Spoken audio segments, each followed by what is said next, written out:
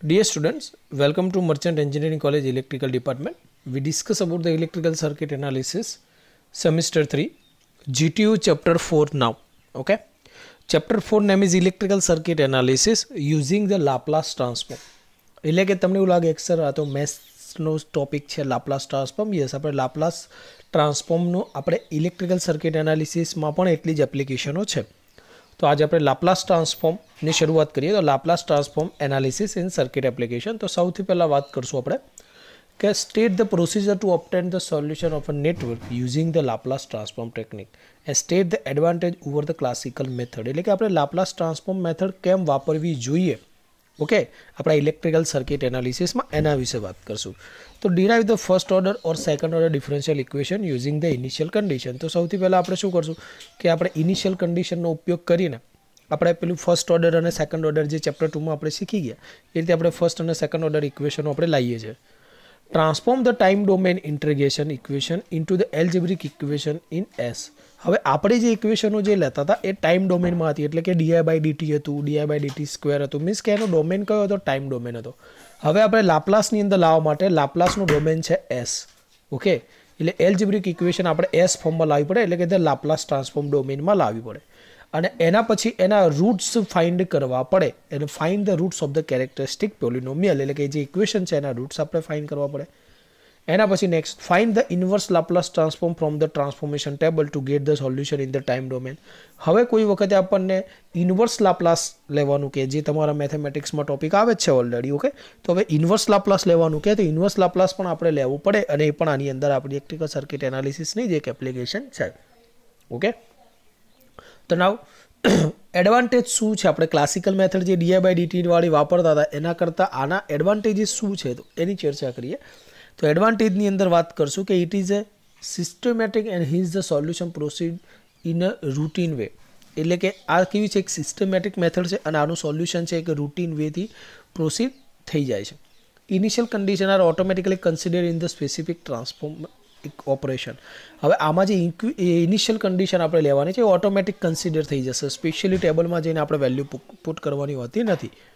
બીજું, it give the complete solution a complimentary function and a particular integral in one operation.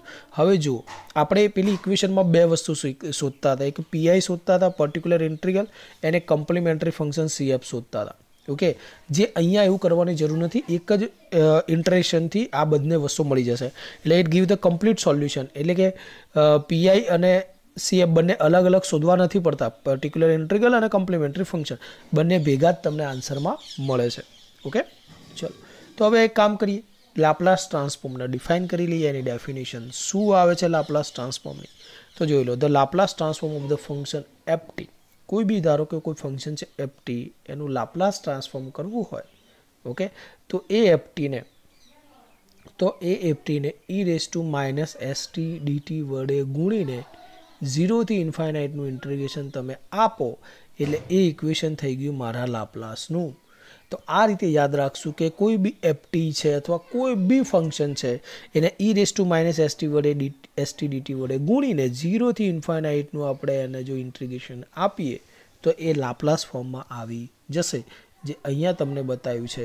આ કોઈ FT છે જેને મારે લાપ્લાસ આલવું છે તો હવે ફંક્શન થઈ જશે fs, એફટી નહીં રહે, હવે fs, અને એ થઈ જશે હવે 0થી ઇન્ફાઇનાઇટમાં જે એફટી હતો એને e−st dt વડે ગુણીને ઇન્ટિગ્રેશન આપી દેવાનું થાય. તો કે ભાઈ ચલો હવે આપણે થોડા એક બે ઉદાહરણ લઈએ કે જે એક્ઝામમાં પૂછાતા હોય. ધારો કે કોઈ આપણને એવું પૂછે કે ભાઈ યુનિટ સ્ટેપ ફંક્શનનું લાપ્લાસ શું થાય, એટલે યુનિટ સ્ટેપ ફંક્શન એટલે કે વનનું શું થાય, ઓકે. તો કે ભાઈ વનનું 1/s થાય, વનનું શું થાય? 1/s થાય લાપ્લાસ. તો કે ભાઈ કેવી રીતે થાય, ઓકે. તો સિમ્પલ છે, આપણને અહીંયા જે ઇક્વેશન દેખાઈ રહી છે આ જ ઇક્વેશનનો આપણે ઉપયોગ કરીશું. તો જોઈએ પહેલાં તો યુનિટ સ્ટેપ ફંક્શન એટલે શું થાય? યુનિટ સ્ટેપ ફંક્શન એટલે યુટી કહેવાય એને, બરાબર, શોર્ટમાં યુટી લખી શકો કે એ જ્યારે t>0 હોય એ વખતે શું હોય? 1. ધારો કે આ રીતની કોઈ વસ્તુ છે, અહીંયા t0 છે, અહીંયા t1 છે, ઓકે. કે ભાઈ t>0 હોય ત્યાંથી ધારો કે ફંક્શન આવશે, ઓકે, અને કેવું હોય? યુનિટ હોય. તો આને કહેવાય t=1 મારો ગ્રાફ t>0 માટે, ઓકે. તો યુનિટ ફંક્શન આવે, ઓકે. તો ઇફ જે ફંક્શન છે ગ્રેટર દેન 0 માટે 1 આવે અને લેસ દેન 0 માટે 0 જ આવે તેને યુટી કહેવાય, યુનિટ. ઓકે, ચલો તો હવે આપણે કહી દઈએ કોઈ બી એફટી હોય તેને શું કરવાનું, ત્યાં મૂકી દેવાનું, તો યુટી એને e−st વડે ગુણીને ઇન્ટિગ્રેશન આપી દેવાનું હોય. તો આ અહીંયા સિમ્પલ સેમ વસ્તુ કરેલી છે.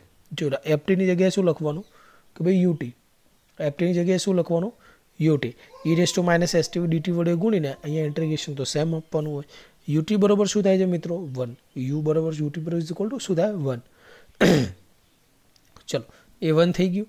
e−st dt, હવે 1 ઇન્ટુ e−st તો એના એ જ થયું, e−st dt જ કહેવાય. તો એમના એમ રાખો. e−st નું ઇન્ટિગ્રેશન શું થાય, e−st ડિવાઇડ બાય s અને 0 થી ઇન્ફાઇનાઇટ. ઓકે, આટલું ફોર્મ તો અહીંયા લખેલું છે અને એના પછી આ લોકો એવું ડાયરેક્ટ બતાવ્યું છે કે ભાઈ આ હવે 1/s થાય. ઓકે, જે હું તમને અહીંયા ગણીને બતાવું. ઓકે, કે કેવી રીતે 1/s આવે. હવે અહીંયા આપણે શું કરવાનું, અપર લિમિટ અને લોઅર લિમિટ પુટ કરવાની છે, એટલે કે ઇન્ફાઇનાઇટ અંદર મૂકશું અને 0 અંદર મૂકશું. તો જોઈ લો e−st ની જગ્યાએ આપણે ઇન્ફાઇનાઇટ અને અહીંયા -s. Okay, -s into 0/-s. આ શું કર્યું આપણે 0 ને ઇન્ફાઇનાઇટ અંદર મૂક્યા.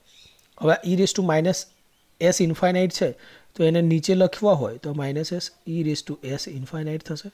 આ કોઈપણની આ s ઇન્ટુ 0 છે એટલે કોઈપણની 0 ઘાત શું થઈ જશે 1, એટલે 1/-s આવું આવે. ઓકે, અહીંયા સુધી આવી ગયા. હવે e−s ઇન્ફાઇનાઇટ એટલે શું થાય, e ની વેલ્યુ છે 2.718281, એની ઇન્ફાઇનાઇટ ઘાત એટલે શું થાય, જવાબ ઇન્ફાઇનાઇટ આવશે. તો આ જવાબ થઈ જશે 1/∞ અને આ આવશે 1/-s. 1/∞ એટલે શું થાય મિત્રો 0 અને માઇનસ જતું રહે તો વધ્યું શું +1/s. તો આ જવાબ મારો +1/s.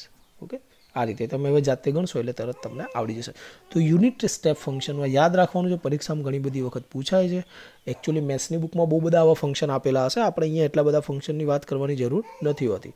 ઓકે, તો FUT = 1/s થાય, એટલે કે યુટીનું લાપ્લાસ થાય 1/s. ઓકે, એના પછી આપણે અહીંયા એક્સપોનેન્શિયલ ફંક્શનની વાત કરવી છે કે ભાઈ ચલો કોઈ ફંક્શન e−at તો એનું લાપ્લાસ શું થાય.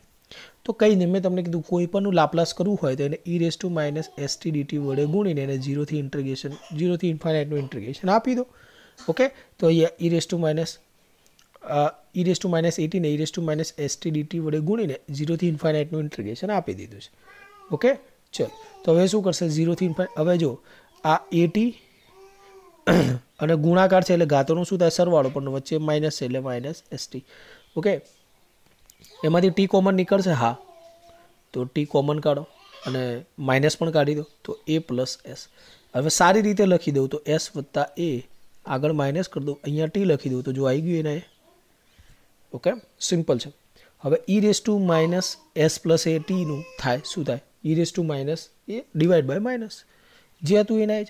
હવે એમાં 0 થી ઇન્ફાઇનાઇટની તમે લિમિટ મૂકશો, જેવું મેં તમને આગળ મૂકી આપી, સેમ પ્રોસેસ કરશો, જવાબ આવશે s+a. તો આ યાદ રાખજો, e−at = 1/s+a.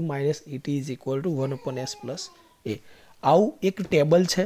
ઓકે, જે મેથેમેટિક્સની બુકોમાં હોય છે. આપણે અહીંયા જો હશે તો તમને 100% બતાવીશ. ઓકે, એક જ મિનિટ મને આપો, હું જોઈ લઉં. મીન્સ કે લાપ્લાસના ઇક્વેશનોનું ટેબલ હોય છે. ઓકે, જે મેથેમેટિક્સની અંદર ખૂબ જ વપરાતું હોય છે. ઓકે, પણ આઈ થિંક આપણે એટલી બધી જરૂર રહેતી નથી, પણ એક ટેબલ છે જે હું તમને પીડીએફની અંદર મોકલી આપીશ, આ લેક્ચરની નીચે જ હશે. ઓકે, કે જેથી તમને લાપ્લાસના બીજા કોઈ ફંક્શનો જોવા હોય તો તમે જોઈ શકો છો. Thank you. અને એ રીતે જાતે તમે ગણી લેજો બધા ફંક્શન્સ. ઓકે, હવે તમને આવડી જશે, આ આપણે મેં શીખવાડ્યું ને એટલે હવે તમને ફંક્શન્સ આવડી જશે. Thank you.